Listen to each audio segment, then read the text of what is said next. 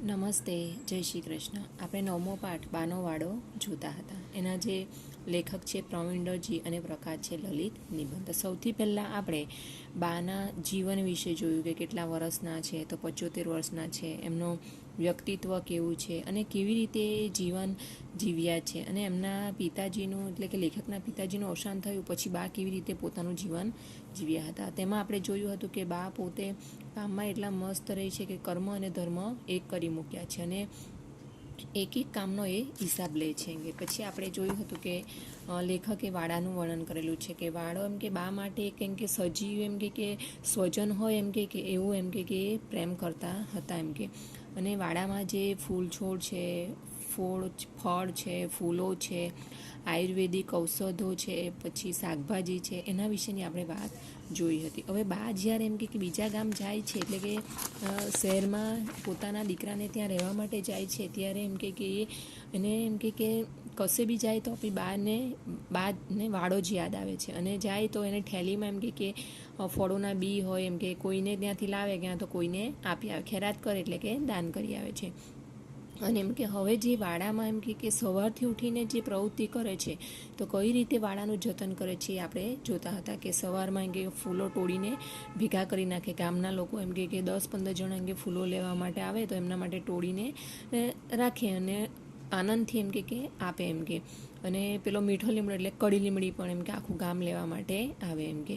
પણ એમ કે એમના ચહેરા પણ કોઈ દિવસ એમ કે કલેશ જણાય નહીં. કોઈક વાત એમના વાડામાં એમ કે લીંબુ એટલે કે ભદ્ર અને નોકરિયા, તો ભદ્ર એટલે કે પેલા મફતનું લેવાવાળા લોકો એમ કે પેટમાં વીતે છે એટલે શું બહાનું કાઢે કે પેટમાં દુખે છે, તાવ આવે છે, એમ કરીને લીંબુ લેવા આવે છે. આપણે અહીંયા સુધી જોયું હતું. હવે આપણે આગળ જોઈએ.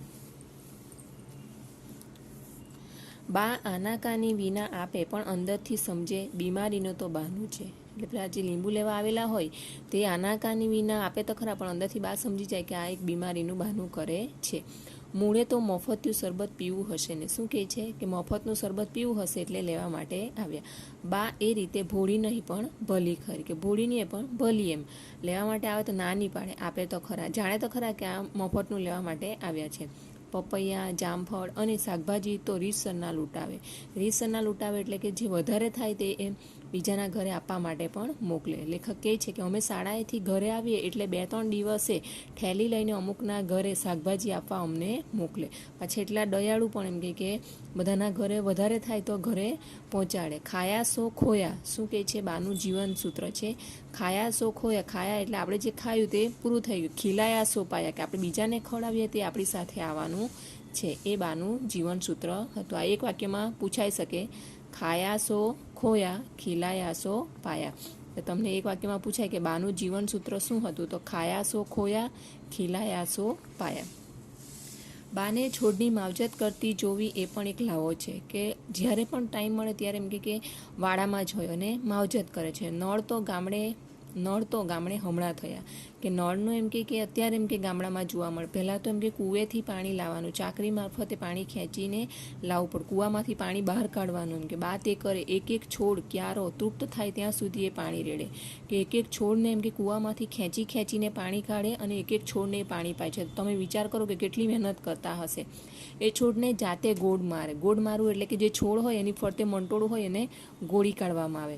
સવારે ઉઠીને ભેગી કરેલું છાણ છાણિયા ખાતર તરીકે વાપરે. સવારે જે ગાય ભેંસ હોય એનું છાણ ભેગું કરી નાખે અને તે ખાતર તરીકે જે છોડ હોય એની ફરતે નાખે છે.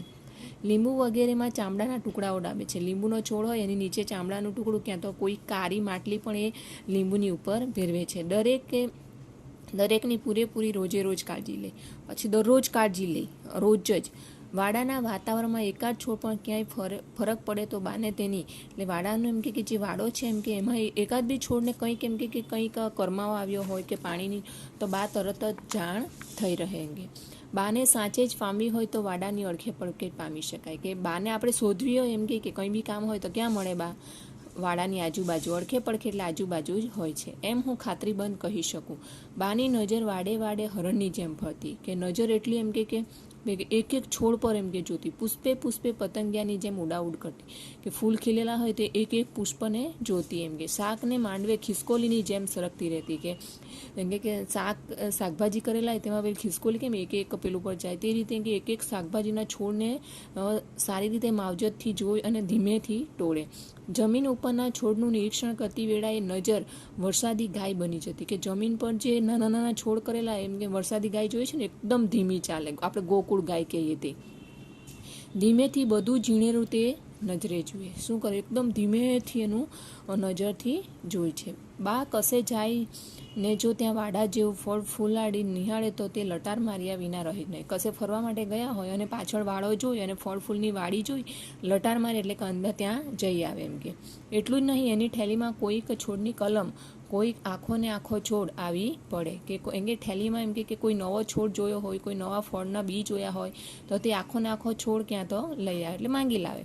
બા આજે પણ વાડાની વાત આવતા હું 10 વર્ષની મારી ઉંમરે મુગ્ધતા જે વિસ્મય તેનામાં જોતો હતો એવા જ મુગ્ધતા વિસ્મય નિહાળું છું, કે જ્યારે હું 10 વર્ષનો હતો અને બા એમ કે વાડાનું જે જતન કરતા તે આજે પણ મને બા એમ કે આંખ આગળ આવે છે. કોને ખબર આ વાડો કઈ નવી વસ્તુ બા સામે આમ દરેક વખતે ધરી દેતો હશે. ખરેખર બા એમ કે પોતાનું એક સ્વજન હોય એ રીતે એમ કે એનું જતન કરતી. તો અહીંયા આપણો બાનો વાડો પાઠ પૂરો થાય છે. તો આપણે શબ્દાર્થ જોઈએ. પાઠમાં સમજ પડી, તો આજે આપણે શબ્દાર્થ જોઈશું. બાનો વાડો, લેખક છે પ્રવીણ દરજી અને પ્રકાર છે લલિત નિબંધ. હવે શબ્દાર્થ જોઈએ. નજીક ઢૂંઢવું, પાસે આવવું. જાજરમાન એટલે પ્રભાવશાળી વ્યક્તિત્વ ધરાવનાર. તડકી છાંયડી, સુખ અને દુઃખ. તોતિંગ મોભ, વજનદાર મોભ. ઘરનો આધાર તૂટી પડ્યો હતો. ઘરની મુખ્ય વ્યક્તિ મૃત્યુ પામી હતી. અખિલાય, સમગ્રતા. છિન્ન ભિન્ન થઈ જશે. વેરણ છેરણ થઈ જશે, નાશ પામશે. હૃદયના ભંડકિયામાં આંસુની બધી ખારાશ અને જખમોને ભરી દીધા. બધા દુઃખોને પચાવી ગયા. દુઃખ દેખાવા ન દીધું. કામઠા એટલે ઉદ્યમી, મહેનતુ. અળપાવા દીધું નહીં, ઝાંખું પડવા દીધું નહીં, ટકાવી રાખ્યું. અતિરેક થતા, વધી પડતા. નિરંતર, હંમેશા. કર્મ અને ધર્મ તેણે એક કરી મૂક્યા છે, તો એમણે કર્મને જ ધર્મ અને ધર્મને જ કર્મ કરી મૂક્યું હતું.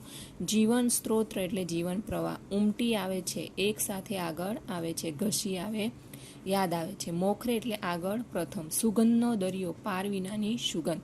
ઔષધીય છોડ, દવા તરીકે કામ લાગતા છોડ. ઔષધાલય એટલે દવાખાનું.